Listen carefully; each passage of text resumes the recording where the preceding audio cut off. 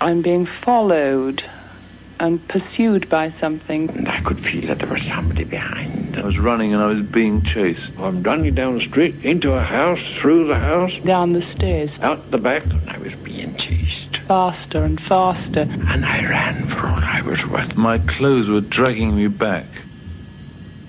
I was running away. I was running. And I ran. So I run along the corridor and I run up the stairs. I keep running up these stairs and round the corner. I sometimes run down the stairs into the corridor and I keep running and running and running. My legs wouldn't go quick enough.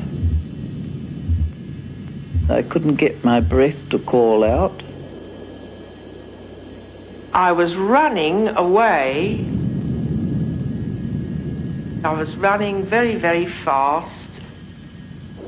Somehow I couldn't stop running. I was running and I fell over the mountain. There was a crocodile chasing me. I was running. There was a crocodile chasing me. I swam as fast as I could to get away from the crocodile, and the crocodile suddenly changed into a lion, and then that changed into a tiger. The animals really, I suppose, don't mean to chase me, but because I'm frightened and I run, they follow me up.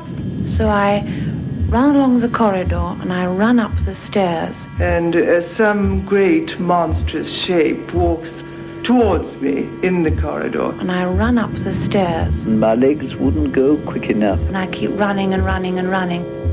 Running and running and running. Up a big slope. And my legs wouldn't go quick enough.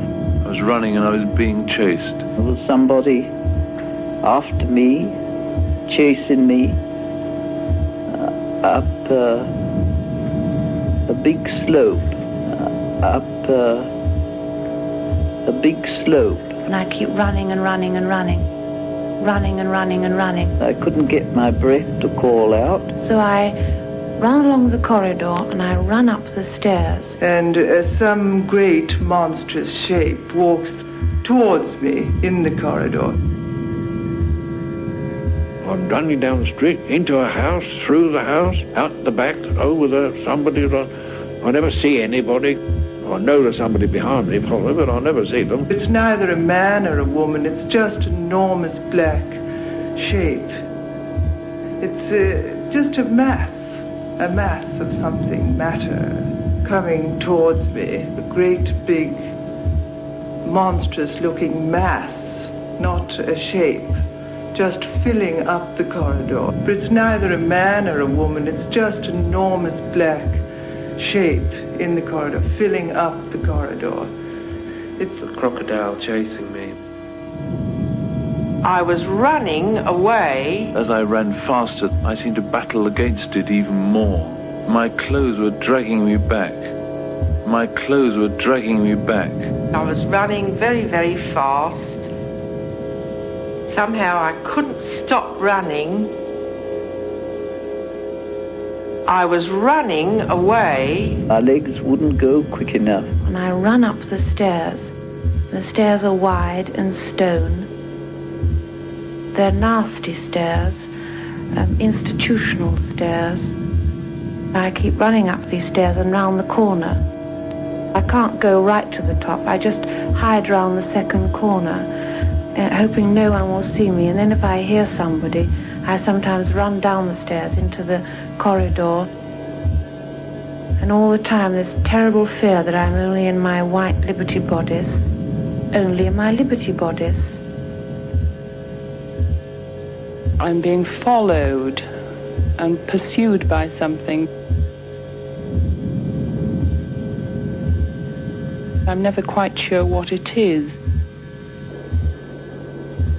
This feeling of running down a staircase. I can still see the staircase, a very wide staircase in an old house. Big carved banisters. They go down in short flights. At the end of each flight, there's a large stained glass window, and I run down the stairs faster and faster, and there's something which is following, gets nearer and nearer, and I don't know what it is. I have the feeling that it's something which is about to envelop me in some way. There's just this feeling of being followed and pursued. I'm running down a corridor. I'm being followed and pursued by something. I could feel that there was somebody behind and I was being chased. And I ran for all I was worth till I got to the edge of the cliff. And just as I was getting to the edge of the cliff,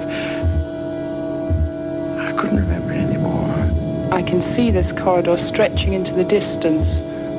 The perspective of it just fading into absolute nothingness. I couldn't remember it anymore. I was running very, very fast. Somehow I couldn't stop running.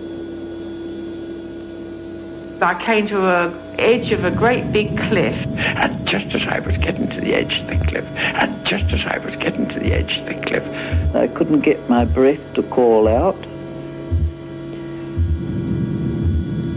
I went up, right up to the top, over the other side, and hung on to the cliff. I could feel that there was somebody behind. It was some form of beast, it was some form of great ape, and it was loping along, and it was making a noise, an uncanny noise, and my clothes were dragging me back as if I'd been in the water, and then my clothes were heavy, and they're becoming heavier, and they're being held by the streams of wind.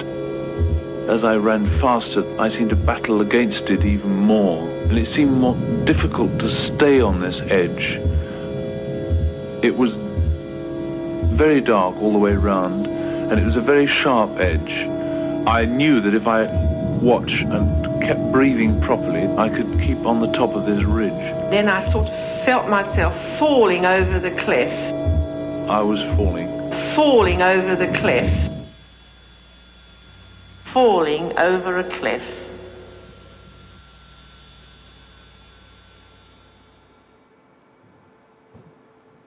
I was in the first grade when I discovered I could fly.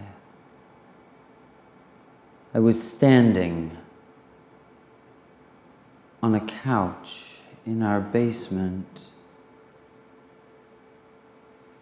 I simply floated up to the ceiling, hovered there for a few minutes, and then lowered myself to the ground.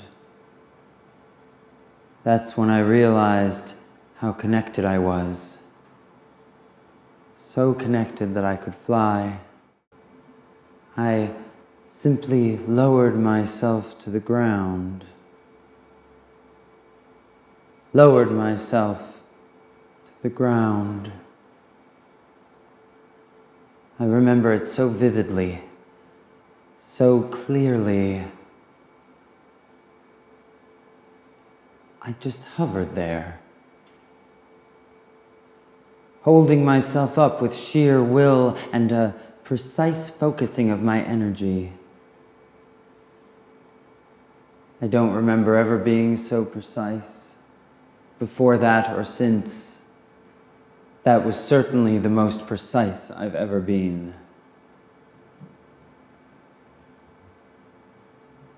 I tried to recreate this very special feat over and over, to no avail.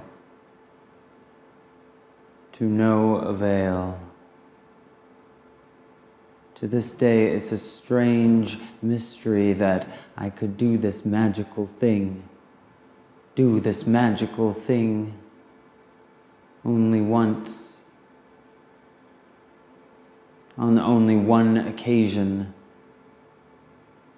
One sunny afternoon. I became so frustrated about it. And so I told my mother. And so I told my mother. She said I'd most likely dreamt it. That I hadn't flown. That I had most likely dreamt it. But I remember it so clearly, so vividly. How could it have been a dream if I truly remembered it, just as I remembered the sandwich I'd had for lunch? I'd most likely dreamt it. I'd most likely dreamt it. I'd most likely dreamt it. I dreamt it. I dreamt it. I dreamt